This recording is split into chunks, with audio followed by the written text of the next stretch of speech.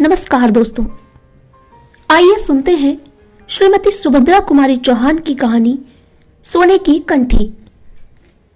बिंदु पोस्टमैन की लड़की थी। उसका पिता राय साहब निर्मल चंद की कोठी के सागर पेशे की एक कोठरी में किराए से रहता था। पोस्टमैन की आमदनी ही कितनी, खर्च सदा ही आमदनी से कुछ ज्यादा हो जाया करता था। इसलिए बिंदु और उसकी मां को अच्छे गहने और कपड़े कभी नसीब न हुए। बिंदु रूपवती थी और उसको अच्छे अच्छे गहने कपड़ों का शौक था। स्त्रियां स्वभावतः सौंदर्य की उपासिका होती हैं। जो जितनी अधिक सुंदर होती है, उनकी सौंदर्य उपासना उतनी ही अधिक बढ़ी चढ़ी होती है। किंतु सुंदरी बिंदु गहनों और कपड़ों के लिए तरसा करती थी। राय साहब की सो जातीय होने के कारण कभी कभी तीज त्योहार या कामकाज होने पर कोठी से बिंदु की मां के लिए बुलावा आता और मां के साथ बिंदु भी जाया करती। वहां राय साहब की लड़कियों को खूब सजी धजी देखकर उनके चमकते हुए हीरे मोती के गहने और दृष्टि को फिसला देने वाले रेशमी कपड़ों को देखते ही वह अधिक क्षुब्ध हो जाया करती। विशेषकर इसलिए और भी कि राय साहब की लड़कियां सुंदर न थीं। गहने कपड़े उनके शरीर पर ऐसे जान पड़ते जैसे कि किसी ठूंठ के साथ लपेट दिए गए हों। बिंदु की राय थी कि अच्छे कपड़े और गहने पहनने का अधिकार उन्हीं को होना चाहिए जो सुंदर हो। कुरूप स्त्रियों का श्रृंगार तो श्रृंगार का उपहास और कला का अनादर है। राय साहब की लड़कियों से गहने कपड़े की प्रतियोगिता में हार कर बिंदु हताश न होती। घर लौटते ही वह शीशे में अपना सुंदर मुंह देखकर मन ही मन उनके प्रति कहती, गहना कपड़ा पहनकर भी तो उनका काला मुंह गोरा नहीं हो जाता। बड़े बड़े दांत मोतियों सरीखे नहीं चमकते। फिर एकाएक वह दीर्घ निश्वास के साथ शीशे के सामने से दूर चली जाती, मानो यह सोचती कि विश्व के सारे सौंदर्य की वस्तुएं केवल उसी के लिए बनाई गई थी, किंतु निर्माता की भूल से वह उससे दूर रख दी गई हैं। राय साहब की लड़कियों के पास तो वे सौंदर्यवर्धक वस्तुएं अनावश्यक ही हैं। उनसे उन लड़कियों के सौंदर्य की वृद्धि तो नहीं हो पाती, हाँ उन वस्तुओं का सौंदर्य अवश्य घट जाता। बिंदु को एक आशा थी। वह सोचती थी कि विवाह के बाद मुझे भी बहुत से गहने और कपड़े मिलेंगे, जैसे दूसरी विवाहिता लड़कियों को मिला करते हैं। उनके समान मैं भी अपने घर की मालकिन बनूंगी। मेरे वे भी बहुत सा रुपया लाकर मेरे हाथों में रख दिया करेंगे और तब मैं भी मनमाना खर्च करूंगी। बाजार में कोई अच्छा कपड़ा या गहना देखते ही वे मेरे लिए खरीद लाएंगे और मैं उसी अभिमान से पहनूंगी जैसे ये पहनती हैं। किसी के पूछने पर मैं जरा संकोच और सलज्ज भाव से कह दूंगी कि यह गहना या कपड़ा तो खुद वे ही अपनी पसंद से मेरे लिए खरीद लाए हैं। उसे विश्वास था कि जब विधाता ने उसे सुंदरता देने में इतनी उदारता की है, तब ये गहने कपड़े की इच्छा भी एक न एक दिन अवश्य पूरी होगी। वह उस दिन की प्रतीक्षा बड़ी लगन से किया करती। धीरे धीरे बिंदु सयानी हुई और उसका विवाह हो गया। किंतु निर्धन की बेटी भला धनवान के घर कैसे ब्याही जाती। मित्रता, बैर और विवाह सगाई तो अपने बराबरी वालों में ही शोभा देता है। तात्पर्य यह है कि बिंदु के गहने कपड़ों की प्यास ज्यों की त्यों बनी रही। विवाह के समय कुछ गहने और कपड़े आए अवश्य थे, किंतु ससुराल पहुंचने के बाद ही वे एक एक करके किसी न किसी बहाने से ले लिए गए। बिंदु समझ गई कि वे गहने उसके नहीं हैं। बेचारी जी मसोस कर रह गई और करती भी क्या। बिंदु की ससुराल में खेती बाड़ी होती थी। परिवार बड़ा था। बिंदु की 2 जेठानियां थी और एक अविवाहित देवर। 3 भाई तो खेती का काम मन लगाकर करते थे, किंतु बिंदु के पति जवाहर का मन खेती के कामों में न लगता था। वह स्वभाव से ही कुछ शौकीन थे। उनकी गाने बजाने की तरफ विशेष रुचि थी। कुश्ती लड़ने और पहलवानी करने का भी शौक था। गठे हुए बदन पर सदा मलमल या तंजेब का कुर्ता रहता। घुंघराले बाल सदा किसी न किसी सुगंधित तेल से बसे रहते। स्वभाव में आत्माभिमान की मात्रा भी अधिक थी। वे कुछ न कमाकर भी घर भर पर अपना रोब जमाते रहते। बिंदु कुछ पढ़ी लिखी होने के कारण उस देहात में आदर की वस्तु हो गई थी। विशेषकर उस समय अवश्य जब वह रामायण या महाभारत पढ़ती और गांव की अनेक स्त्रियां वहां एकत्र हो जाती। वे बिंदु की सास के भाग्य की सराहना करती और कहती, यह लक्ष्मी सी बहू तुम्हारे घर आई है, इसके कारण भगवान के 2 बोल हम लोग भी सुन पाती हैं। बिंदु भी अपने इस देहाती जीवन से असंतुष्ट न थी। सास उसका आदर करती थी, जेठानियां उसे काम न करने देती। इसके अतिरिक्त जवाहर उसे भी बहुत प्यार करता था। उसी घर में लड़ाई झगड़ा होने पर कई बार ऐसे मौके आए कि उसके जेठ अपनी स्त्रियों पर हाथ चला बैठे, किंतु जवाहर बिंदु से कभी एक कड़ी बात भी न करता। वह हर तरह से अपने देहाती ढंग से ही सही उसे संतुष्ट रखने का प्रयत्न करता। बिंदु भी अब सुखी थी। उसे गहने कपड़े की याद ना आती थी। वैसे तो देहात में अच्छे गहने कपड़े पहनता ही कौन है, फिर भी सबके बीच में बिंदु ही बिंदु दिख पड़ती थी। बिंदु सबसे अधिक सुंदर तो थी ही, साथ ही पति की तरह वह सबसे अच्छे कपड़े भी पहना करती थी। मना करने पर भी वह जेठानियों के साथ काम करती और सास को नियम से रोज रामायण सुना देती। रात को अलाव के पास बैठती, जहां गांव की अनेक युवतियां, वृद्धाएं, युवक और प्रौढ़ सभी इकट्ठे होते। फिर बहुत रात तक कभी कहानी होती और कभी पहेलियां बुझाई जाती। वहां दिन भर के परिश्रम के बाद सब लोग कुछ घंटे निश्चिंत होकर बैठते। उस समय कहानी और पहेली के अतिरिक्त किसी को कोई भी चिंता न रहती थी। सवेरे नदी का नहाना भी कम आनंद देने वाला न रहता। बूढ़ी, युवती, बहू, बेटी सब इकट्ठी होकर नहाने जाती। रास्ते में हंसी मखौल और तरह तरह की बातें होती। बिंदु भी उनके साथ जाती। नदी में नहाना उसे विशेष प्रिय था और कभी कभी जब वह बिरहा गाते हुए दूर से आती हुई अपने पति की आवाज सुनती, या जब वह देखती कि उसका पति अपनी मस्त आवाज में खुदा गवाह है हम तुमको प्यार करते हैं गा रहा है, तो उसे ऐसा प्रतीत होता कि जवाहर उसी को लक्ष्य करके कह रहा है। तात्पर्य यह है कि बिंदु पूर्ण सुखी थी, अब उसकी कोई और इच्छा न थी। एक बार बिंदु की मां बीमार पड़ी। मां की सेवा करने के लिए बिंदु को लगातार 4-5 महीने नैहर में रहना पड़ा। फिर उसकी आंखों के सामने वही राय साहब की लड़कियां और वही गहने कपड़ों का प्रदर्शन होने लगा। उसकी सोई हुई आभूषणों की आकांक्षा फिर से जाग उठी। वह सोचने लगी, क्या इस जीवन में मेरी अभिलाषा कभी पूरी ना होगी? तो फिर ईश्वर ने मुझे इतना रूप ही क्यों दिया? किंतु विधि के विधान पर किसका जोर चलता? राय साहब निर्मल चंद 40 के उस पार पहुंच चुके थे, फिर भी उनमें रसिकता की मात्रा आवश्यकता से अधिक थी।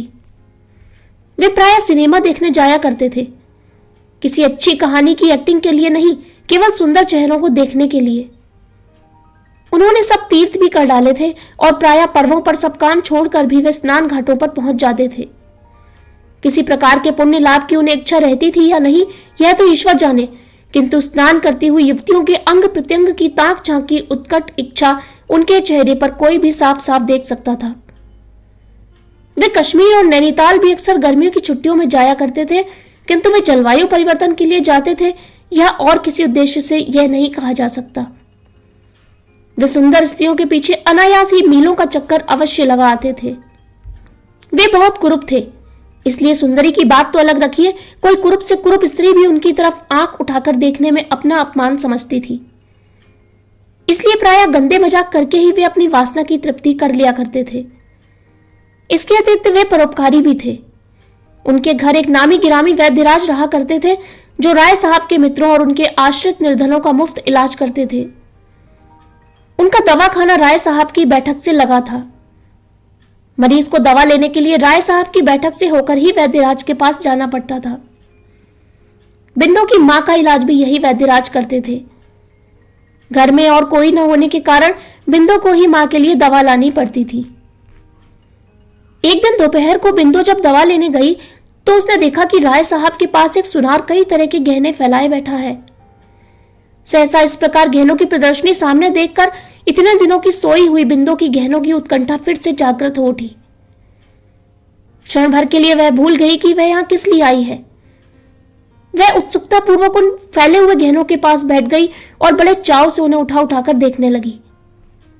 उनमें से 3 लड़की एक कंठी थी जो बिंदु को बहुत पसंद आई। उसने उस कंठी को कई बार उठाया और रखा और अंत में एक ठंडी सांस के साथ वह उसे वहीं रखकर अलग खड़ी हो गई। राय साहब ने भी वही कंठी पसंद की। बाकी गहने वापस करके सुनार को दाम देने के लिए दूसरे दिन बुलाकर उन्होंने उसे रवाना कर दिया। यद्यपि बिंदु की उम्र की राय साहब की लड़कियां थीं, फिर भी बिंदु उनकी कुदृष्टि से बची ना रही। उसके इस समय के हार्दिक भाव राय साहब अच्छी तरह ताड़ गए और वार करने का यही उपयुक्त समय देखकर वे हंसते हुए बोले, बिंदु ये कंठी तुम्हें बहुत पसंद आई है, पहनोगी? एक प्रकार की अव्यक्त आशा से बिंदु का चेहरा खिल उठा, पर यह प्रसन्नता क्षणिक थी। वह गंभीर होकर बोली, नहीं, मैं ना पहनूंगी। गहने गरीबों के लिए नहीं होते। राय साहब बोले, गहने तो अमीर गरीब सभी के लिए होते हैं। फिर तुम्हारी तरह का गरीब तो इच्छा करते ही मनमाना गहना पा सकता है। सो कैसे? बिंदु ने पूछा। गहनों की इच्छा तो मुझे सदा से रही है, पर वे मुझे कभी नहीं मिले और न जीवन भर मिलेंगे, यह मैं अच्छी तरह जानती हूं। राय साहब धीरे धीरे बिंदु की तरफ आते हुए बोले, जीवन की भर की बात तो अलग रही बिंदु, यह कंठी तुम्हें इसी समय मिल सकती है। केवल तुम्हारी इच्छा करने भर की देर है। तुम्हारे ऊपर एक क्या ऐसी लाखों कंठियां निछावर की जा सकती हैं। पर बिंदु, यदि तुम मेरे मन को समझती। राय साहब के आरक्त चेहरे और हिंसक पशु की तरह आंखों को देखते हुए बिंदु सिहर उठी और 2 कदम पीछे हटकर बोली, आप मुझे दवा दिलवा दे, मैं जाऊं, अम्मा अकेली है। उसने इस बात को इतने जोर जोर से कहा जिससे अंदर आवाज पहुंच सके।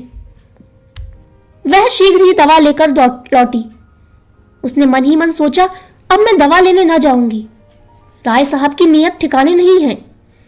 मैंने समझा था कि वह बेटी समझकर मुझे कंठी देना चाहते हैं, परंतु वे तो सतीत्व के मोल उसे बेचना चाहते हैं। चूल्हे में जाए ऐसी कंठी मुझे ना चाहिए विधाता। सतीत्व कंठी से कई गुना ज्यादा कीमती है, किंतु इतने पर भी उस कंठी को वह भूल ना सकी। रह रहकर कंठी उसकी आंखों के आगे झूलने लगी। फिर उसने एक युक्ति सोची, यह हो सकता है कि जैसे वह मुझे छलना चाहते हैं, मैं भी उन्हें छल लूं, उनसे कंठी ले लूं, फिर बचकर भाग जाऊं। ऐसे अनेक तरह के संकल्प विकल्प करती हुई बिंदु सो गई। दूसरे दिन दोपहर को बिंदु को फिर दवा लेने जाना पड़ा। पहुंचकर उसने देखा कि राय साहब के मसनद के पास उसी तरह की 4 कंठियां पड़ी हैं। बिंदु के पहुंचते ही राय साहब ने उसे बैठने के लिए कहा। बिंदु बैठ गई। कल उसने जितने संकल्प किए थे उसे इस समय याद ना रहे। कंठियों की चकाचौंध के सामने बिंदु को सब कुछ भूल गया। बिंदु के सामने ही राय साहब ने कंठी को तौलाकर उसकी कीमत 250 रुपए सुनार को देकर विदा कर दिया। बिंदु चकित दृष्टि से उस कंठी की ओर और कभी उन रुपयों की तरफ देखती थी। व्यापारी के जाते ही जैसे उसकी तंद्रा टूटी। वह उठकर खड़ी हो गई, बोली, दवा दिलवा दीजिए, मैं जाऊं, देर हो रही है। अभी कहां की देरी होने लगी। कहते कहते राय साहब ने एक कंठी बिंदु के गले में पहना दी और उसे जबरन पकड़कर एक बड़े शीशे के सम्मुख खड़ा कर दिया। फिर उसकी तरफ सतृष्ण नेत्रों से देखते हुए बोले, अपनी सुंदरता देखो, वहां बिंदु है या कोई दूसरी? बिंदु मंत्रमुग्ध सी देखती रह गई। वह अभी राय साहब की किसी बात का उत्तर भी न दे पाई थी कि इसी समय उन्होंने अपने बड़े दबड़े दांतों वाला मुंह बिंदु के होठों पर धर दिया। बिंदु को जैसे बिच्छू ने डंक मार दिया हो। वह घबराई किंतु कुछ वश न चला। इस प्रकार कुछ तो कंठी के लालच में और कुछ राय साहब की जबरदस्ती के कारण उस दिन दोपहर के सन्नाटे में अभागी बिंदु अपने को खो बैठी। बेचारी को उस कंठी की बहुत बड़ी कीमत देनी पड़ी, परंतु उसके बाद फिर राय साहब के घर दवा लेने कभी न गई। उसके कुछ ही दिन बाद बिंदु ससुराल चली गई और उस कंठी को भी वह सबसे छिपाकर अपने साथ ले गई। ससुराल में लोगों के पूछने पर उसने यही बताया कि यह कंठी उसकी मां ने उसे दी है, किंतु बिंदु ने उसे कभी पहना नहीं। पति के आग्रह करने पर जब कभी वह उसे आधे 1 घंटे के लिए पहनती थी तो ऐसा मालूम होता था जैसे काला विषधर उसके गले से लिपटा हो। कंठी को देखते ही प्रसन्न होने के बदले वह सदा उदास हो जाती थी। बिंदु के पति और जेठों में अनबन हो गई। भाई भाई अलग हो गए। दूसरे भाई तो खेती करके खुशी खुशी आराम से रहने लगे, किंतु जवाहर से खेती का काम नहीं होता था, जिसका परिणाम यह हुआ कि सब लोग तो 4 पैसे कमाकर गहने कपड़े की फिक्र करने लगे। इधर जवाहर के घर फाके होने लगे। अभिमानी स्वभाव के कारण जवाहर अपनी विपत्ति भाइयों पर प्रकट न होने देता। अब पहलवानी छूट गई। मलमल तंजेब के कुर्ते मैले दिखने लगे। सिर में तेल भी कहां से मिलता जब खाने के लिए घर में अन्न का दाना भी ना रहता। बिंदु से पति का कष्ट देखा ना गया और उसने एक दिन कंठी निकालकर पति को बेचने के लिए दे दी। जवाहर बड़ी प्रसन्नता से कंठी लेकर सराफे की ओर गया, पर थोड़ी देर बाद उसने लौटकर निराशा से कहा, यह तो मुलम्मे की है। बिंदु यह सुनकर सर थाम कर बैठ गई, मानो उस पर वज्र गिर पड़ा हो।